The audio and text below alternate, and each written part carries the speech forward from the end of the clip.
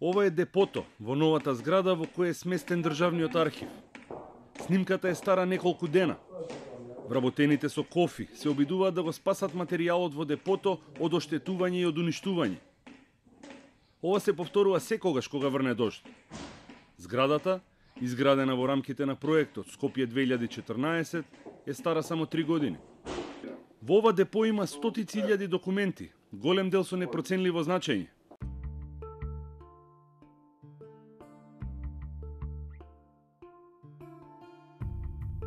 Најстариот документ е од 12 век, Евангелието на Свети апостол Лука, пронајдено во приватниот фонд на Робеви.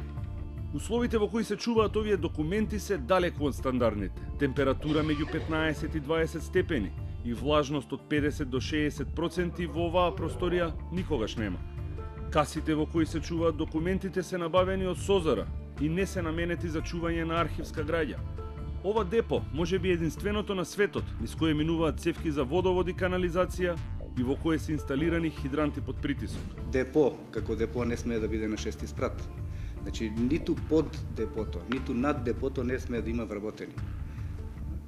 Зашто? Заради тоа што од самата тежина, значи тоа депо нон-стоп секојдневно се полни со документи и може, не мора да значи, меѓутоа може да предизвика колапс на зградата. Топ тема на ваша страна истражуваше колку е функционален државниот архив. Дали државата доби или загуби со неговото преместување во новите простории. Документите кои пристигаат тука не се конзервираат. Причината е едноставна. Лабораторијата не можеме да ја користиме заради тоа што во зградата постои централна вентилација. Односно, значи еден исти воздух кружи низ сите канцеларии. Ова е лабораторијата. Најмодерниот инструмент кој го користат техничарите е пегла за облека, стара 15 на години.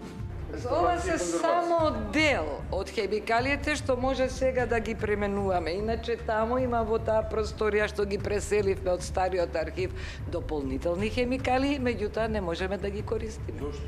Затоа што нема услови, нема вентилација, пола од нив се отровни, а и начинот на кој се потребни тие за да се применат не може, затоа што го нема тој ламинатор што го користевме. Она што веднаш упаѓа во очи во државниот архив се малите и клаустрофобични канцеларии. Реткост е некоја од нив да има прозорец, но и тогаш попусто, бидејќи не се отвара. Вработените се жалат на условите, а секој ден е поголем бројот на архивисти кои се на боледување. Респираторни проблеми е најчестата диагноза. Читалната во државниот архив е наменета за научно-истражувачка дејност, но во неа ретко кој може да издржи повеќе од 10 минути, а камоли да копа низ документите и да истражува. Читалната не исполнува никакви услови и само ја оттежнува работата. Ја прави потешка за оние кои имаат потреба од архивот. Тука не спаѓаат само историчари и истражувачи, тука спаѓаат и луѓе кои имаат потреба од документи кои се чуваат во архивот. Вработените во архивот имаат сериозен проблем кога треба да примат нови документи. Проектираниот пристап е неупотреблив. Се наоѓаме на нивото -2 под реката Вардар. Од овде може директно да се пристапи до депото. Меѓутоа, до овде може да се стигне единствено со лифтот зад мене. Лифтот повеќе од една година не работи. Архивската граѓа се внесува преку единствениот функционален влез и се носи со лифтот за вработените и гостите, или по скали до 6-тиот кат. Така да ние овде не ни е местото. Токму заради безбедност на персоналот, односно на вработените и материјалот, безбедност на материјалот, ние не би смееле да бидеме овде. Доколку има потреба од итна евакуација, 110 вработени може да го користат овој лифт и овие скали за да ја спасат архивската граѓа, стотици илјади документи кои се од витално значење за државата. Државниот архив беше сместен во зграда, изградена 1969 година, но изградена исклучиво за таа намена. Пред 3 години владата одлучи тој да биде преселен и сместен во рамките на археолошкиот музеј.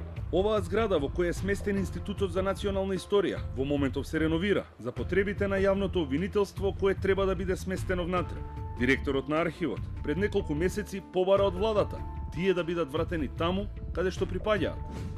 Не би сакал сега оваа влада да направи две грешки.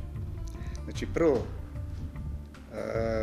да го признае, да ја признае грешката на претходната влада, а второ, ќе прифати едно тивко, но континуирано уништување на архивската граѓа. Тој ја има поддршката на вработените, но и на научниците, на кои архивот им е составен дел од секојдневната работа.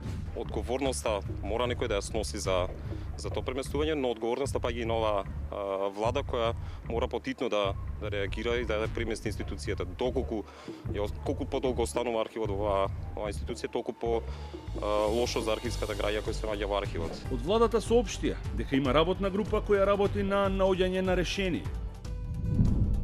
Владата на Република Македонија е информирана за барањето на државниот архив, заменување на локацијата.